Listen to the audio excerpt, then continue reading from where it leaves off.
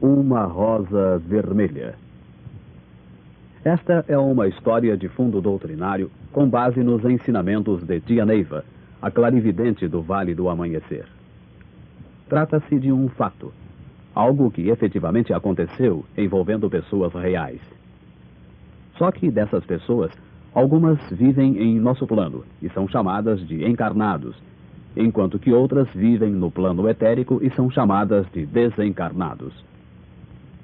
Neste episódio fica demonstrado, entre outras coisas, que o relacionamento entre encarnados e desencarnados é um fato natural e normal, embora pareça estranho quando demonstrado, como aconteceu no encontro entre Tia Neiva e a jovem Célia.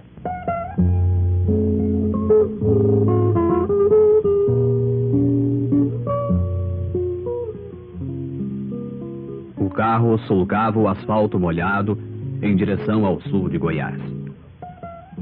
No seu interior, pairava aquele silêncio que se faz quando a viagem é difícil pelo mau tempo. A chuva embaçava os vidros e a todo momento Neiva passava a mão no para-brisas tentando clarear a visão do motorista. No banco traseiro, seus netos, Nanciara e Ramon, quebravam ocasionalmente o silêncio com algum comentário próprio de adolescentes. A viagem iria durar umas 2 horas e o tempo não favorecia os comentários habituais nessas ocasiões. Cada passageiro permanecia mais ou menos entregue aos próprios pensamentos. Neiva abriu a grande bolsa de couro que sempre trazia consigo, apanhou um grosso bloco de papel e uma de suas lapiseiras. Olhei de relance e vi que ela escrevia com ar de absorção, fazendo grandes lapsos entre a escrita e o silêncio. Meu pensamento não se afastava dela. A ideia daquela viagem a uma estância de águas tépidas fora de sua filha Carmen Lúcia e o marido, o Major Albuquerque. Todos nos preocupávamos com a saúde de Neiva e sua vida de trabalho ininterrupto. Achávamos que esta viagem de um fim de semana lhe faria bem. O carro deles seguia na nossa frente levando o casal e os pequenos. Ao ver Neiva escrevendo, comecei a ruminar em meus pensamentos de quanto eram inúteis as nossas ideias de descanso para ela. Qualquer um de nós podia se afastar dos afazeres e estabelecer um intervalo propositado entre as preocupações de nosso intenso dia a dia. Podíamos calcular os nossos compromissos e seus vencimentos. Podíamos fazer planos e modificá-los, evitar encontros. Podíamos, inclusive, aproveitar a viagem e nos colocar num estado de espírito de viagem, postergar um pouco as nossas preocupações. Isso porque nossa mente gira normalmente em torno de coisas mais ou menos previsíveis, regida pelo calendário, pelo cálculo e pelo meio físico que nos cerca. Neiva, porém, trabalha em vários planos, várias dimensões ao mesmo tempo. A dimensão em que operamos habitualmente é regida pelo dia e pela noite, pela hora e pelo minuto. Um relógio e um calendário estão sempre ao nosso alcance. Neiva, porém, vive também em outros planos, em que o tempo e a sucessão de acontecimentos não obedecem a essas leis de nosso plano físico. Eis porque não há descanso para ela. Chegamos ao nosso destino noite fechada. O lugar, visto à luz das lâmpadas elétricas, era agradável e bem cuidado. Embora permanecessem no céu nublado sinais de chuva, a temperatura estava agradável. Pessoas circulavam no enorme saguão, alguns em trajes de banho. Diante do meu espanto, o major, sorrindo, lembrou-me que ali era uma estância de águas quentes. Depois, com ar de ligeiro aborrecimento, comunicou-me que, devido a um engano telefônico, não haviam sido feitas as necessárias reservas. Em todo caso, o gerente iria quebrar um galho e nos acomodar de maneira que fosse possível. Fomos todos, adultos e crianças, acomodados num único apartamento. Cuidamos da bagagem, procurando não sermos afetados pelo imprevisto, principalmente para que Neiva não se aborrecesse. Esse cuidado, entretanto, pareceu desnecessário. Sentada num dos bancos do saguão, Neiva escrevia sem tomar conhecimento de nossa aflição. E assim ela continuou até a hora de voltarmos. Vez por outra, mais para nos agradar do que por querer, ela tomava parte em nossos folguedos de veranistas. Ninguém conseguia persuadi-la a se colocar em trajes de banho, mas até mesmo na beira da piscina, ela trazia na mão o seu grosso caderno de notas. Saímos de volta no domingo pela manhã. As chuvas haviam cessado temporariamente e o sol iluminava a paisagem montanhosa. Neiva parecia contente de voltar e se mostrava mais comunicativa. Atravessamos algumas pequenas cidades e paramos numa delas para abastecer. Os meninos foram em busca de um lanche e ficamos a sós no carro. Neiva então tirou da bolsa o inevitável bloco de notas e começou a me contar a história que escrevera. A mulher morou nesta cidade, começou. Está enterrada aqui, no cemitério local. Mas que mulher? Perguntei espantado. Célia, a esposa de Antoné. Mas você a conheceu pessoalmente? Sim, disse ela. Conhecia na viagem quando vínhamos para a estância. Quedei-me mudo por alguns instantes. Procurei lembrar-me das paradas que havíamos feito na vinda para almoçar e jantar. Não me lembrava de Neiva ter falado com qualquer pessoa estranha. Depois me ocorreu que de qualquer forma a coisa era absurda. Ela não havia dito que a mulher estava enterrada? Comecei a fazer cálculos de tempo e, diante do meu ar especulativo, Neiva sorriu. Deixe de ser bobo, Mário. A mulher já morreu há muitos anos. E como você diz tê-la conhecido anteontem na viagem? Foi. Ela estava me esperando na estrada a umas 2 horas de viagem daqui. Foi num daqueles restaurantes em que paramos? Não, foi na estrada mesmo. Mas nós não paramos fora dos restaurantes. Onde foi que você a viu? Conversou com ela? Na estrada mesmo. Quedei-me encabulado. Mas Neiva não se preocupou muito comigo. Ela conversou comigo mais de 1 hora. Você está lembrado aquela hora em que eu peguei no meu caderno e você olhou para mim com um ar aborrecido? Sim, respondi. Fiquei chateado porque você nunca para de trabalhar, nem mesmo quando a gente sai para passear. Não, Mário, você se aborreceu não foi por isso. O que lhe influenciou foi a presença da Mortinha. Mortinho, na linguagem coloquial do Vale, é o recém-desencarnado. Você se influenciou com a presença da Mortinha dentro do carro. Foi a emanação dela que penetrou em sua aura e lhe trouxe a sensação de angústia. Também o Ramon e a Nanciara sentiram, pois ficaram calados muito tempo. É lógico que eu controlei as coisas de maneira a não afetá-los muito, como sempre faço. Mas, Neiva, se ela estava na estrada e o carro não parou, como é que você pôde conversar com ela? Mário, eu já lhe expliquei isso, mas você parece ter dificuldade de entender. Ela estava em outro plano, outra dimensão que não é regida pelo nosso plano físico, a dimensão dos nossos sentidos. Neste plano, as coisas dependem e existem em função da contagem do tempo, do movimento, do tamanho, do som e da luz. No plano invisível e imperceptível aos sentidos físicos, as coisas são diferentes. Ali não existe a luz do sol e não se ouve o som na mesma gama vibratória do mundo físico. A ideia mais aproximada que eu possa dar a você é o que se passa no sonho. Às vezes, nós adormecemos por alguns minutos e registramos fatos que ocuparam muitos anos para acontecerem. Quando isso acontece, só para contarmos o sonho a alguém, já leva muitos minutos e até horas. Entretanto, o tempo que gastamos dormindo e sonhando não foi além de uns poucos minutos. Deu para entender? Mais ou menos, respondi. Quer dizer que enquanto você estava conversando com a mulher, você estava sonhando? Não. Eu estava acordada. Lembra-se que eu estava escrevendo, limpando o seu para-brisas e respondendo às suas perguntas aborrecidas? Aí agora é que eu não entendo mais nada. Você não entende, Mário, porque o fenômeno é de minha clarividência. Lembre-se que eu sou clarividente. Eu posso viver e agir nos mundos que você só percorre em sonhos ou dormindo, sem eu precisar sonhar ou dormir. Mas voltemos à nossa amiga Célia. Ela tinha a aparência de uma mulher de uns 30 anos e um ar sofrido. De vez em quando seu olhar adquiria um brilho de esperança e eu percebi que tudo para ela parecia estar dependendo de nossa conversa. Senti a presença de um mentor. Mentor é o espírito responsável pelo destino do encarnado. E deduzi que ele é quem a havia trazido a mim. Olhei na vidência e vi que ela havia desencarnado 2 anos antes. Eis a sua história. Célia vivia na cidade onde estávamos e era casada com um fazendeiro chamado Antoné. Ela o amava muito e era correspondida no seu amor.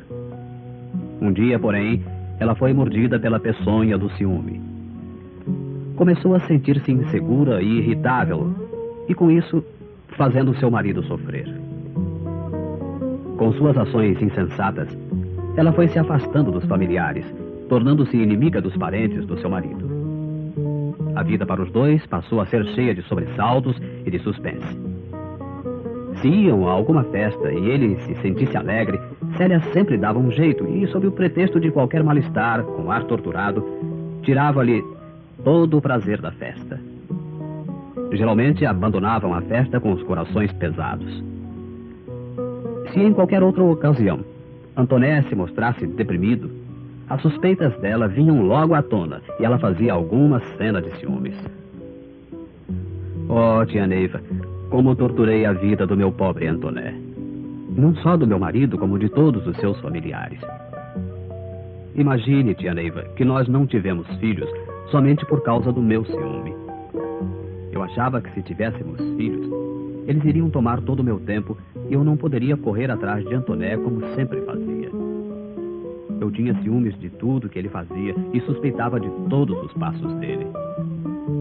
Minha sogra sempre me aconselhava, mas eu, além de não dar ouvidos aos conselhos dela, ainda achava que ela queria me separar de Antoné.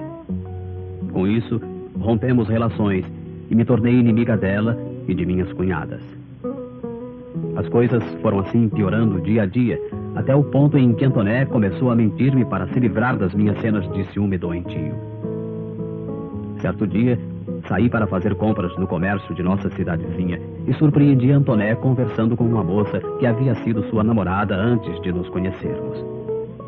Assim que ele chegou em casa, fez um escândalo terrível. Para meu espanto e meu medo, desta vez ele não baixou a cabeça como sempre fazia nas minhas cenas de ciúme, mas tomou uma atitude firme.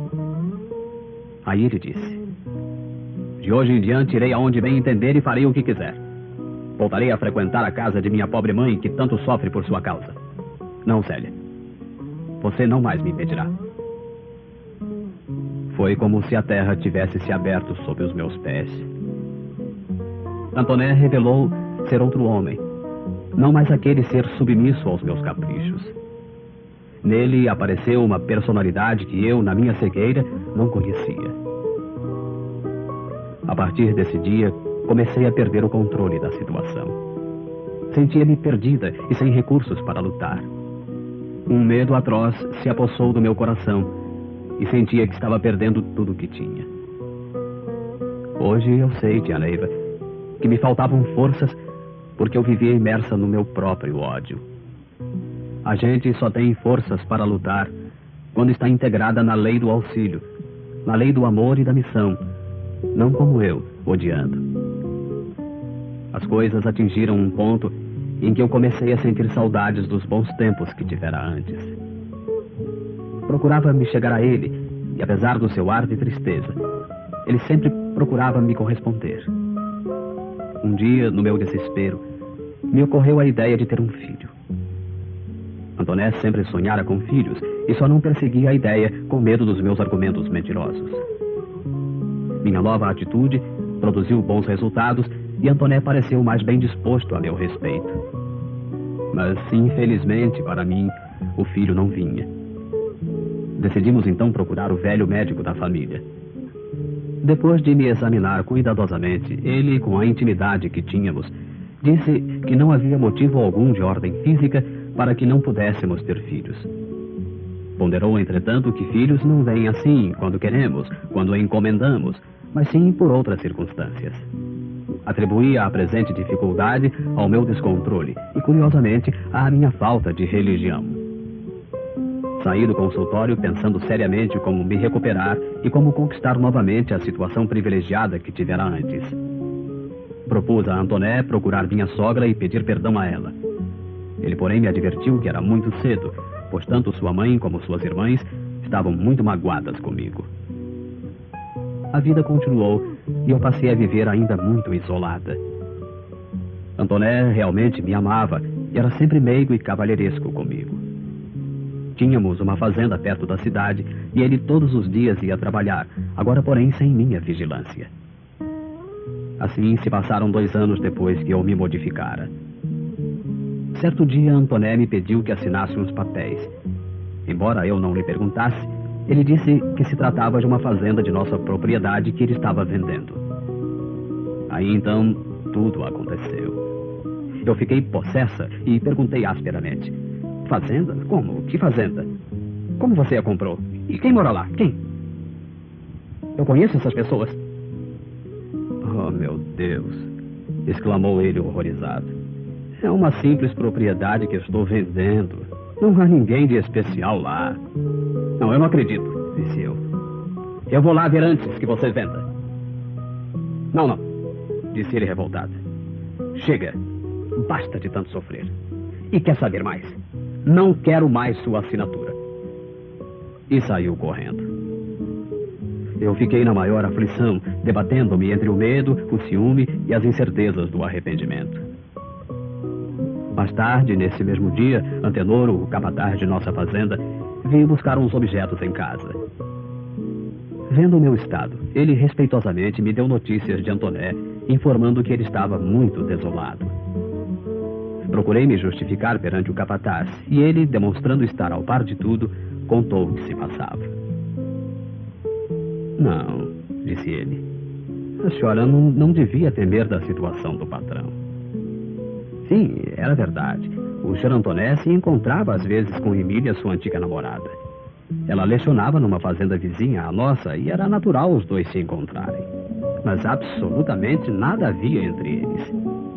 O que acontecia com ela era o mesmo que havia comigo. De vez em quando o Sr. Antoné se desabafava comigo ou com Emília do seu sofrimento com a senhora, da sua incompreensão. Muitas vezes, dona Célia, eu o vi chorando e me dizia: se eu não amasse tanto a Célia, eu sairia daqui e nunca mais voltaria. Nesse momento, uma terrível onda de arrependimento subiu pela minha garganta e eu gritei: chega, Antenor, não quero ouvir mais nada. Ele saiu cabisbaixo e apreensivo. E eu, assim que ouvi o ruído do carro partindo, saí também correndo. A única coisa que estava na minha cabeça aflita era encontrar a minha sogra, jogar-me aos seus pés, pedir-lhe perdão, desabafar o meu peito comprimido, chorar, fazer qualquer coisa que me aliviasse de tanta dor. Deus, porém, não quis permitir que eu fosse fazê-la sofrer ainda mais. Cega pela aflição, não vi a caminhonete que passava e fui atropelada com violência. Levaram-me às pressas para o hospital local, mas os esforços dos médicos foram em vão. Morri em poucas horas. Na minha agonia, eu não conseguia falar, porém reconhecia a todos que me cercavam, meus parentes, minhas cunhadas e Antoné. Ele chorava com ar de resignação. Chegou o pároco e me deu a extrema unção. Isso foi a única coisa que guardei em minha memória, principalmente algumas palavras do sacerdote: ressuscitar os mortos. Desde então, só me lembro de que comecei a vagar, sempre com aquelas palavras do padre em meus ouvidos, indo e vindo não sei de onde nem para onde, sempre envolta naquele mundo cinzento, sem sol e sem cores. Essas palavras, ressuscitar os mortos, pareciam ser o único objetivo de minha vida. Por isso vagava à toa, mas nunca me afastava do cemitério e de minha tumba. Tinha medo de perder a oportunidade de ressuscitar. Conseguia ver e ouvir algumas pessoas nas mesmas condições em que me encontrava, mas nenhum dos mortos era meu conhecido. A única pessoa que se tornara familiar para mim era a figura de um índio que sempre procurava me ajudar. Mas eu não dava atenção às suas palavras. O que ele sugeria era um absurdo para minha mente no estado em que me encontrava. Ele me aconselhava a abandonar Antoné e o meu túmulo, aquele lugar no cemitério que se tornara minha casa, minha segurança de um dia ser ressuscitada. Eu não podia deixar meu marido, minha cidade, aquele mundo que era tudo para mim, o lugar onde estavam ainda as minhas esperanças. Todas as madrugadas, Nós ouvíamos um silvo de um chicote açoitando o ar, e isso nos despertava. E todos os dias eu me alvoroçava, pois julgava que esse fosse o sinal da minha ressurreição, a única coisa que minha mente, deformada por tantos anos de ódio, conseguia crer. O portador desse chicote era um homem muito bonito, de quem irradiava uma luz opaca, bem diferente de nós. Pelos seus trajes, eu reconhecia nele um antigo centurião do tempo dos romanos. Junto a ele estava sempre uma linda mulher, também vestida em trajes daquela época. Todas as madrugadas, eles falavam a todos nós com palavras de carinho e amor. Na medida em que alguns de nós iam sendo envolvidos naquele amplexo, iam deixando suas sepulturas e acompanhavam o centurião e sua mulher, nunca mais voltando. Só eu, agarrada na minha ideia de ressurreição, não me deixava convencer e permanecia na mesma situação. Um dia, chegou um enterro que chamou minha atenção, porque tinha algo de familiar. Nesse dia, nada aconteceu. 7 dias depois, chegou a dona da sepultura e tão logo a reconheci, procurei evitar encontrar-me com ela. Seu nome era Lazinha, e ela era uma mulher mal afamada. Ela havia se perdido ainda muito jovem, e seus pais a haviam expulsado de casa. Desde então, ela andara de mão em mão, e eu sempre a evitara com medo de sua má fama. Ela percebeu minha intenção de fugir dela, mas não se deu por achada e me enfrentou. "Célia", exclamou ela, "você também está aqui? Mas que é isso? Por que está fugindo de mim? Não vê que aqui somos todos iguais e que não adianta nada, mas não adianta mesmo nada esse orgulho?" Olhei para ela e vi no seu olhar o desafio.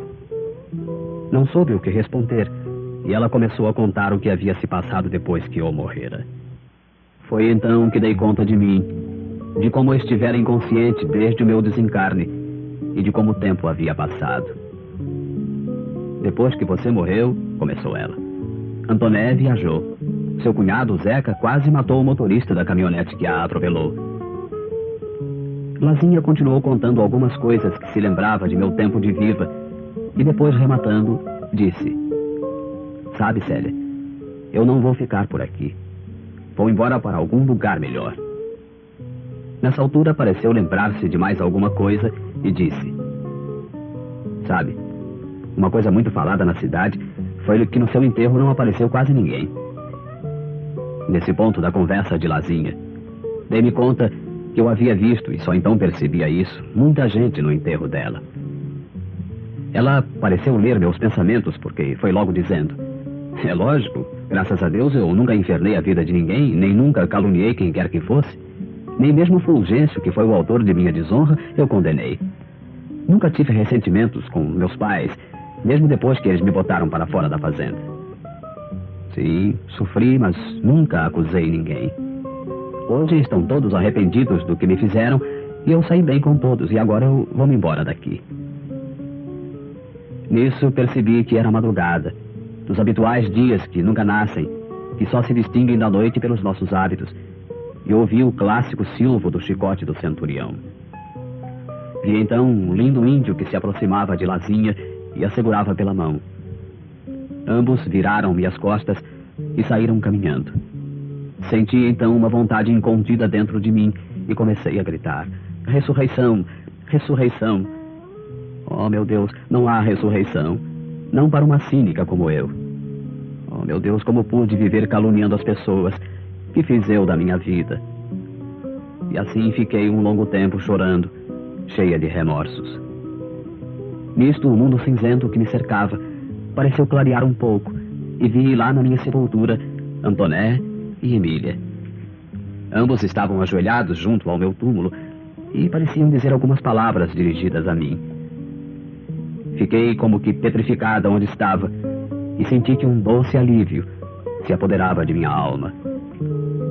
Vi então que ambos depositavam alguma coisa no meu túmulo. Depois se levantaram e saíram.